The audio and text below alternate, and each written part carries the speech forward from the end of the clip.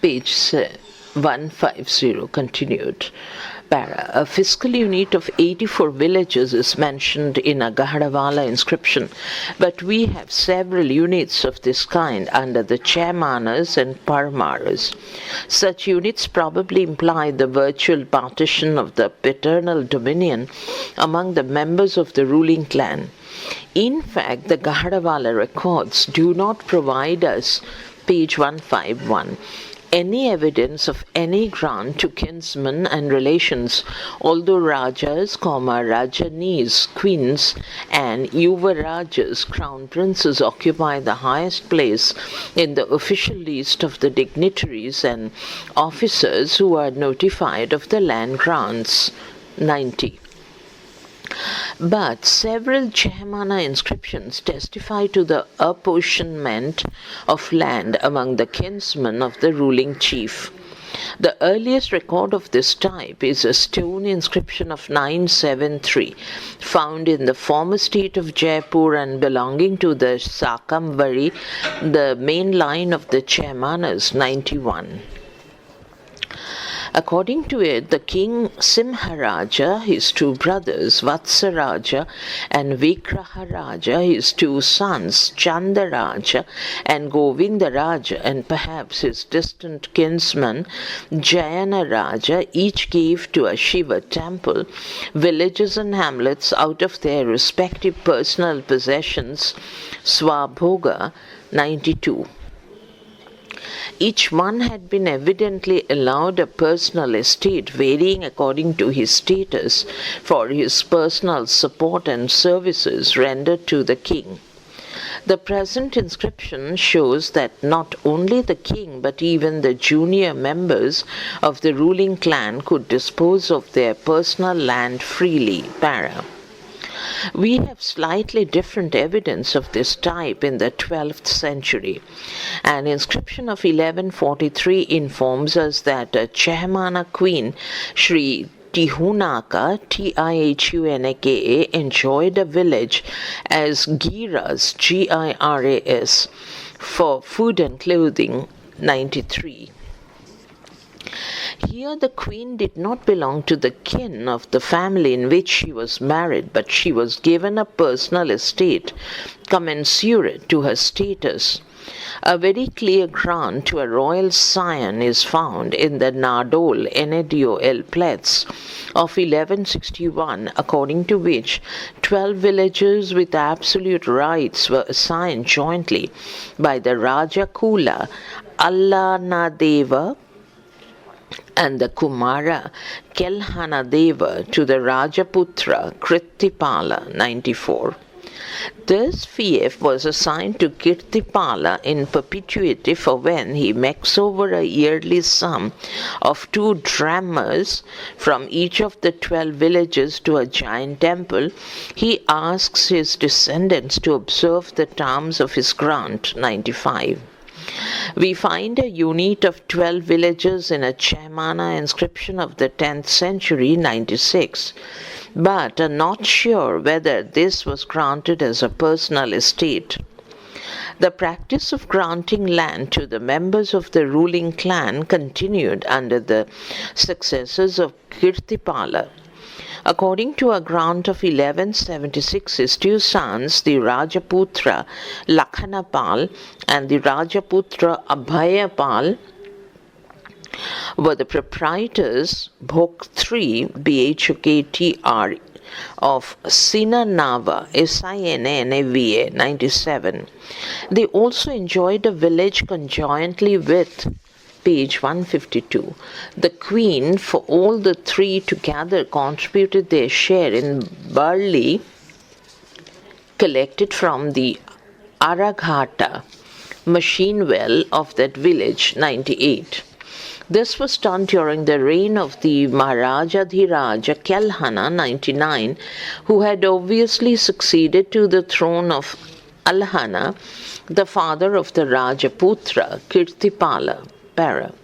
The grants made to queens and Rajaputras were entirely secular.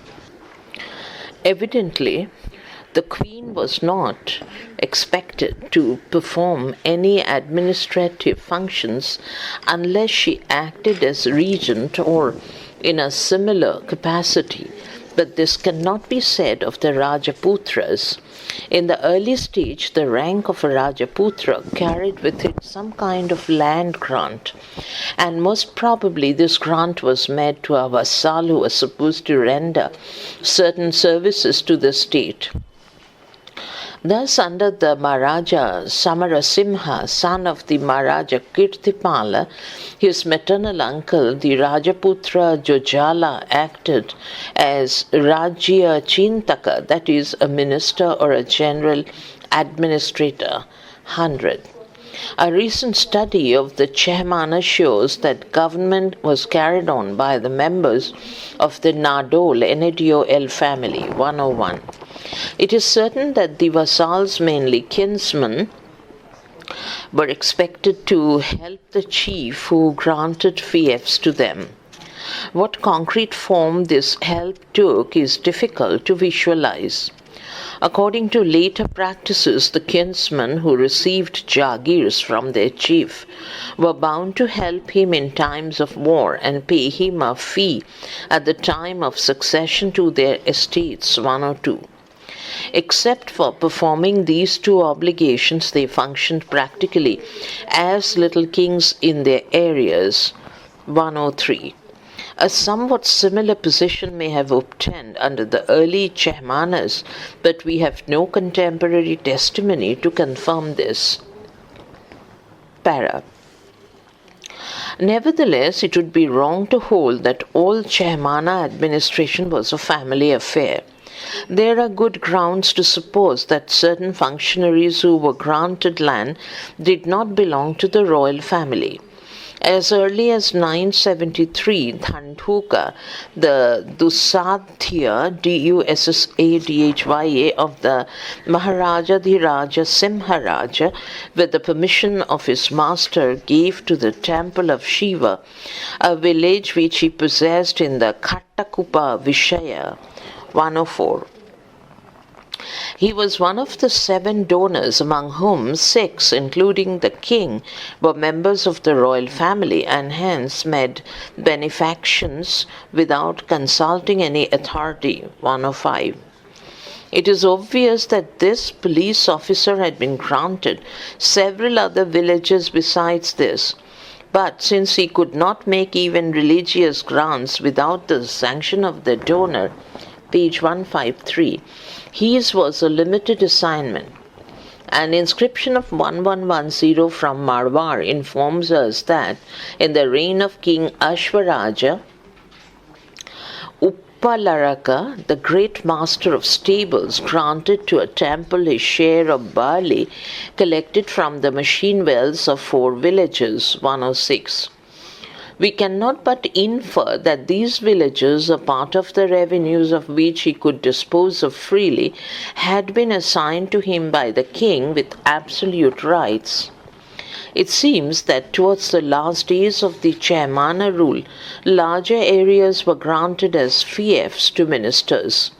Kadamba Vasa, the chief advisor of Prithviraja III, held the title Mandaleshwara, which indicates that he was assigned a whole mandala by way of salary or to support this dignity. 107. These 3 instances show that officials not belonging to the royal kin were granted land. Para. The Paramara epigraphs rarely refer directly to land grants to the members of the ruling clan, of which we have fairly clear proof in the Chehmana inscriptions. The only Paramara record which can be interpreted in this light is a land charter of the time 1011 of Bhoja. 108. It applies the term Bhok3 Maharaja Putra, apparently a mistake for Bhok3 Maharaja Putra, to Vatsaraja, who was probably a scion of the ruling family, 109, and seems to have been in the enjoyment of a fief called Mahadhava Shaka, 110, which about 60 years back was in the personal enjoyment of Siyaka, Siyaka, 111. But the Paramara records refer to more groups of villages than we find in the Chaimana records.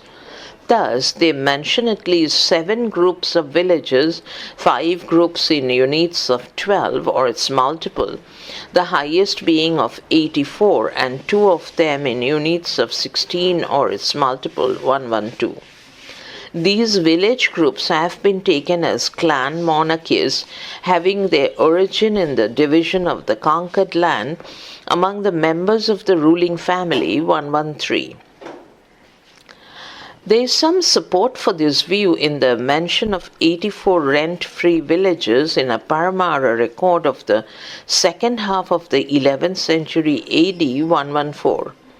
The later Chaurasi, 84 group of villages in Rajputana shows that this formed the estate of some member of the ruling house.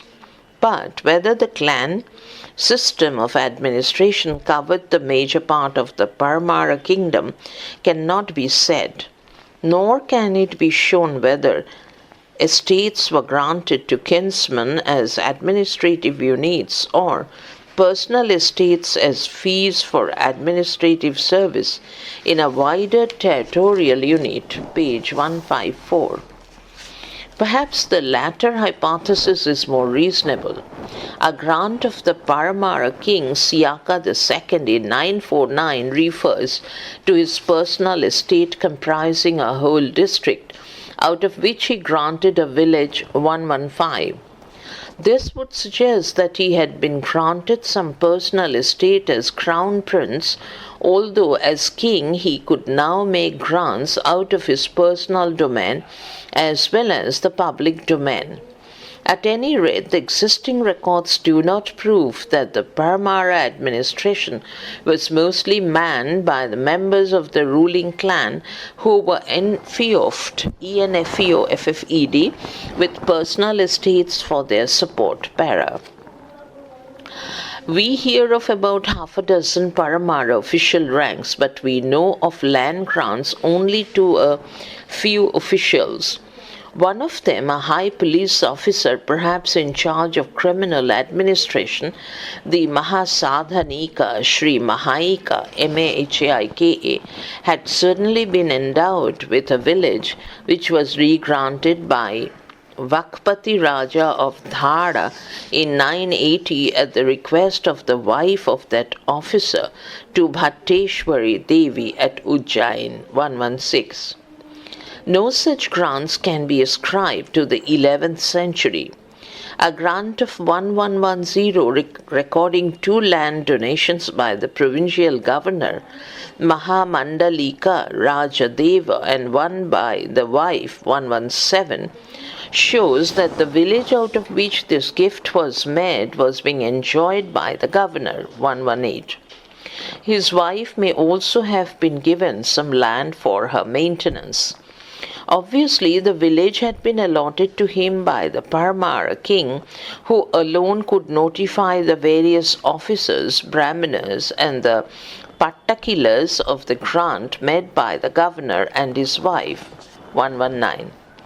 This is a clear indication that the beneficiary was not free to transfer part of his fief even for religious purposes without the sanction of the donor. A later copper plate of 1260-61 states that Jayavarman II caused the Pratihara Ganga Deva to give a village to 3 brahmanas, 120. Since the endowment was actually made by this head of the palace guards who underwent proper religious ceremonies for the purpose, 121, it is clear that the village was already in his possession. Clearly, the grant could not be issued without the permission of his master, who signed it with his own hand and made it a royal charter, Raja-Sashana 122. Had the king himself been the donor, he would have performed religious formalities for making the benefaction. Thus, it is evident that pratiharas were granted land as fees for their services. Possibly other officers under the paramaras were also granted land, but this cannot be shown on the basis of the present inscriptions. Page 155. The Paramara records mention feudatories and vassals such as mandalikas and samantas. Some of these, although not related to the ruling houses, were granted large territories for administration. An important example is that of the vassal Tatpada Kamaladhyata of Suraditya, of the family of Sravanabhadra from Kanauj, who had been installed as the lord of Sangamakheta Mandala either by Bhoja or his father Sindhuraja. 1, 2, 3. In return, he provided military service to his overlord. 1, 2, 4. He may have paid regular or occasional tributes, but that is not on record. Presumably, in consideration of military services, Suraditya and his son and successor Jasuraja enjoyed complete ownership of land in their mandala. For we find that in 1047 under Bhoja, Jasuraja made a gift of a whole village and also 100 acres of land in another village, one of them a high police officer perhaps in charge of criminal administration. The Mahasadhanika Sri Mahaika had certainly been endowed with a village which was re-granted by Vakpati Raja of Dhara in 980 at the request of the wife of that officer to Bhatteshwari Devi at Ujjain. 116. No such grants can be ascribed to the 11th century. A grant of 1110 recording 2 land donations by the provincial governor Mahamandalika Rajadeva and one by his wife 117 shows that the village out of which this gift was made was being enjoyed by the governor. 118. His wife may also have been given some land for her maintenance. Obviously, the village had been allotted to him by the Paramara king, who alone could notify the various officers, brahmanas, and the patakilars of the grant made by the governor and his wife. 119. This is a clear indication that the beneficiary was not free to transfer part of his fief, even for religious purposes, without the sanction of the donor.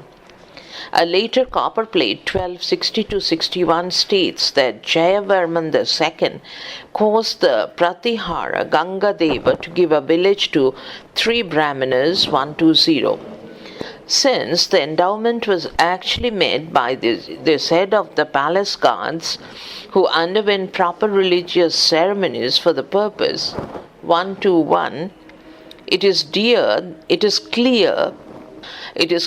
that the village was already in his possession. Clearly, the grant could not be issued without the permission of his master, who signed it with his own hand and made it a royal charter. Raja Sashana 122. Had the king himself been the donor, he would have performed religious formalities for making the benefaction. Thus, it is evident that pratiharas were granted land as fees for their services. Possibly other officers under the Paramaras were also granted land, but this cannot be shown on the basis of the present inscriptions. Page 155 para. The Paramara records mention feudatories and vassals such as mandalikas and samantas. Some of these, although not related to the ruling houses, were granted large territories for administration. An important example is that of the vassal Tatpada Kamaladhyata of Suraditya of the family of Shravanabhadra from Kanauj, who had been installed as the lord of Sangamakheta Mandala either by Bhoja or his father Sindhuraja 123. In return, he provided military service to his overlord 124. He may have paid regular or occasional tributes, but that is not on record. Presumably, in consideration of military services, Suraditya and his son and successor Jasuraja enjoyed complete ownership of land in their mandala. For we find that in 1047 under Bhoja, Jasuraja made a gift of a whole village and also 100 acres of land in another village to a Shaivite deity, Sri Ganteshwara, without any reference whatsoever to his overlord. 125.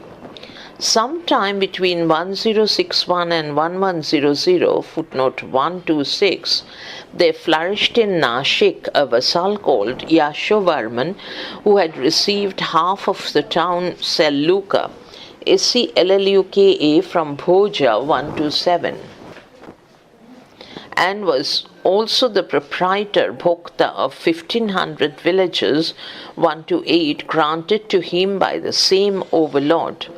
Such a huge grant must have been made to this vassal for some very important services rendered to his sovereign. Perhaps he helped the Paramara king in the conquest of that area which did not form a part of Malwa proper. 129. Since he was the governor of a whole Vishaya called Audrahari, Audrahdi, Bhoja had possibly granted him half the town and 1500 villages also for administrative services. Under Yashobarman, we have a remarkable example of sub-infeudation. In his Vishaya there lived Samanta, within bracket, capital A-M-M-A, Ranaka of the Gango family, who made a grant to a giant temple 130 of 4 pieces of land of varying size, one of which he had received from a prince called Kakkapai Raja and another from some townspeople. Kakkapai Raja may have been a Paramara prince, but it is not clear whether the Samanta had received any land from his immediate superior Yashovarman. Para. Under the Chalukyas of Gujarat, groups of 942 villages appear in a grant by Trilochanapala of 1051, footnote 131, which again reminds us of the distribution of the paternal dominion among the scions of the conquering clan. But as under the Chaymanas, page 156, and Paramaras, under the Chalukyas also areas were perhaps set apart for the personal upkeep of the ruling chief and his kinsmen. Thus, a grant of 1091 informs us that Karna I had for his enjoyment Anandapura, to which was attached a unit of 126 villages. 132. The unit of 126, a multiple of 42, suggests that at some stages this group may also have been assigned to a member of the ruling clan. Para. What distinguishes the Chalukyas from other contemporary dynasties is the grant of very large territories to vassals and high officers, the two gradually merging into one another. This can be inferred from Lekha Paddhati, a model of documents compiled in the 15th century, as well as from the Chalukya copper plates of the 12th, 13th centuries. The earliest documents referring to benefices granted by Mahamatyas, chief ministers, and Ronakas to their vassals, who in return undertook to furnish their lords with a fixed number of horse and maintain law and order in their fiefs, are ascribed in the Lekha Paddhati to 745, footnote 133, bracket VS 802 bracket closed comma, a date assigned to many grants and other documents in that text. 134. But we have no corroborative evidence of such a developed feudal practice in Gujarat in the 8th century.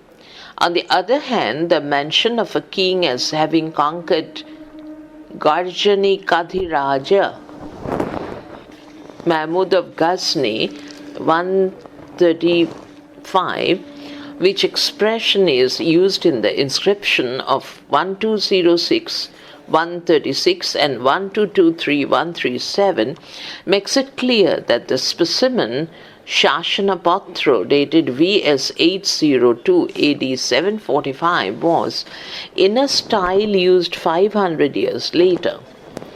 The oldest material of the Lekhana Paddhati may, however, be ascribed to the later half of the 12th century, for it contains two typical expressions used in the Chalukya inscriptions of the period. These are 1. Tan Niyukta Mahamatya ... Shri Karan Adi Samasta Mudra Vyaparan Paripanthayati Sati 138 and 2.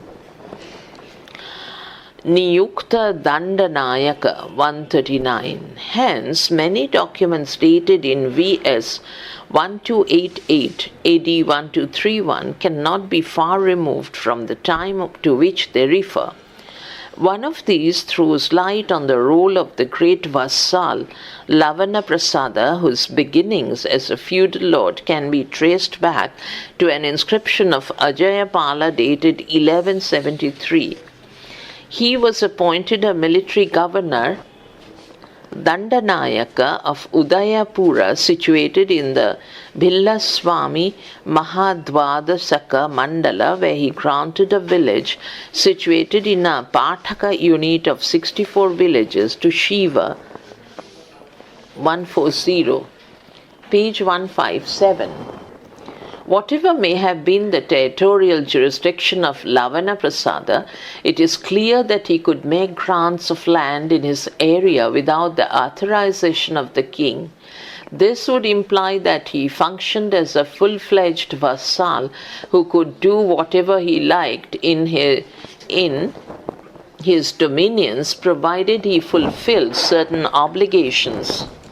From a document in the Lekha Paddhati dated 1231, we learn that under Bhima he flourished as a Mahamandaladhipati Ranaka, enjoying the Pathaka of Khetakadhara as a benefice within bracket Prasada Pattala bracket closed, granted to him by his overlord 141. There is no doubt that this benefice had given him enormous powers, for according to the inscription of 1173, Lavana Prasada was a governor appointed by Ajayapala bracket Tan Niyukta Dandanayaka bracket closed 142, but now he appointed his own governor in the Khetakadhara Pathaka bracket Tan Niyukta Dandanayaka Sri Madhava bracket closed 143. Under Ajayapala in 1175, we hear of another powerful vassal, the Chehmana Mahamandaleshwara Vaijalla Deva, who was governing the province on the banks of the river Narmada through the favor of the king, bracket Ajayapala Devena Prasadi Kritya, bracket closed 144. The chief granted a village in his mandala without asking assent from his lord, 145, which shows that he enjoyed the legal right of sub-infeudation. It is not clear whether the Pathaka in which he met this grant had been given to him by Ajayapala by means of a Pattala, which is defined in the Lekha Paddhati as a charter conveying a fief for certain stated services. The earliest epigraphic Pattala so far known in Gujarat seems to have been that granted in 1209 to a Mahamatya Pratihara one combining the office of a minister and head of palace guards Somaraja Deva, who seems to have received the whole of Saurashtra Mandala as a fief from Bhima Deva. Footnote 146. Much later in 1260 we hear of a Pattala assigning probably a Pathaka to a Mahamandaleshwara Ranaka, 147 para. The examples quoted make it clear that the ruling houses of northern India, especially of Uttar Pradesh, central India, Rajasthan, Malwa and Gujarat, assign villagers for secular services to their vassals and officials. The fact that they recorded many grants on stone or copper indicates not only the growing practice of land assignments, but also the growing importance of the secular functionaries who probably insisted on obtaining permanent title deeds. Page 158.